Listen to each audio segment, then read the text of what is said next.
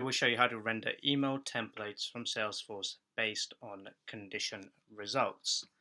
So this one's pretty cool because now you can definitely bring data from Salesforce into Form Titan and render it specifically email templates. So here are all my email templates, and I'd love to be able to bring this into Titan and maybe update them from Titan or send as an email, multiple different scenarios. So what we'll do is first we'll get an email field, and I will call this one email 2. Then I'm going to use a drop down, and what this drop down is going to do is actually bring all my Salesforce templates, and then I'm going to bring another hidden field, which is going to be my template ID,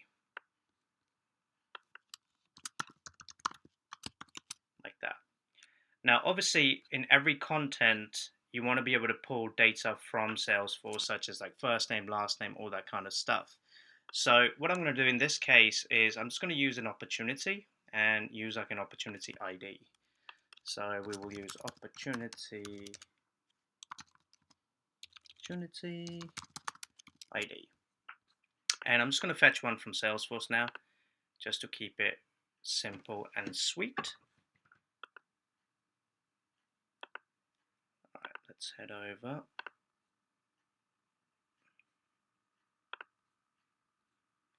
All right, let's go ahead and reload this. All right, so I've got an opportunity here, blogs corporate, and we'll copy the ID and we will paste it as a value. Next thing, I want to be able to add a subject or get the subject from Salesforce. So I will add a text field here and we'll call this one subject. Next, I'm going to get a text editor. This is what I'm going to use to modify my email. And then let's move this up so I can move the submit button down a bit. That will do. And we'll make this a little bit wider. Alright, it's good enough. So once I've got everything in here and it's good, the first thing I want to do is bring back my templates. So Salesforce integration, do a get, add object. I'm going to choose email template. Execute on form load. We'll bring like, I'd say 100 is good. Set mapping, and what I'm going to do is I'm going to map the template name here into the templates, and what we'll do is we'll keep it like that for now. So click save, click preview, and one of the things I want to switch on is debug mode, so let's do that. Show hidden fields, and let's refresh. Alright, now you can see I've pulled actually some of my email templates from Salesforce directly. The next thing I want to do is I want to pass that ID of that template into the template ID. So what I want to do, I want to do conditioning. Set condition, if current field is not empty, then set value from, and we want to choose templates, like that. So click save, let's refresh. If I choose a template now, you can see the template ID is passed. And now, based off that template ID, I want to be able to bring back my subject and into the text editor. So we will do another get, do email. So this one needs to be done from email template itself. Well, it doesn't necessarily even need to be done, actually, I just realized, because we can do it directly from the condition. In fact, that's the whole point of this video, that you no longer have to do a get for it. So what you can do is this. You can take this hidden field here, template ID, set condition, current field is not empty, click to configure results, and here is your new feature, render email template.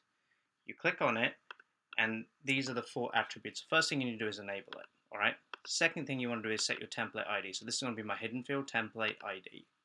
The record ID is going to be my opportunity ID, because I'm going to be able to pull all of this data available from there. Then what you want to do is you want to map the subject to obviously the subject and body to the text editor. So now if I click apply, click save, let's refresh this form. Let's say I choose invoice. You can see that it's pulled in my template from Salesforce, plus obviously base of the record ID, it's pulled in Joe Blogs in here. So that's pretty cool. So let's see if I can use furniture invoice in here maybe. What comes up? Okay, cool. So that one's only that. So we use this invoice one. It's really cool. So now what I can do is I can actually modify this template directly back in Salesforce, or I can send it to somebody of my choice. So I can say, let's say I can make some edits here, like put this into the middle. I can say, hey Joe Blogs, please see attached for your latest invoice on Furnicom, like that. Just make some very minor changes. And then I can just put something else here. And then here, I can put the email address. I can also send it dynamically. And then just click submit. Now, once this is done, it's obviously going to go out to myself, but that's not all, because there's a bit more stuff that we need to do. So what you need to do is you go to emails, and you can need to do custom mail to form. Well, you can do custom mail to form owner, but in our case, it is custom mail to filler. All right. So here, all you actually need to do is just simply choose a text editor. That's all good to go. And then add a custom subject. But obviously, our subject is going to be dynamic because we've got the subject field here, like that. So now this is all set. We're good to go. Click save. Click refresh. Let's choose my invoice. I'll pop this into the middle. Make a little bit of space here, bit here. Thanks. Titan at formtitan.com. Now, furniture invoice for Joe Blogs, and then I'll just put Titan email test just so we know what it's called. And then I'll just go ahead and click submit, and now it has been submitted. So let's check. So we're going to head over to my email, and you can see it's come through. Furniture invoice for Joe Blogs, Titan email test, just how we modified it, and then the rest of the template has been pulled through. So just like that, you can render email templates from Salesforce based on condition results and also modify them back into Salesforce or use them to send dynamic emails from Titan.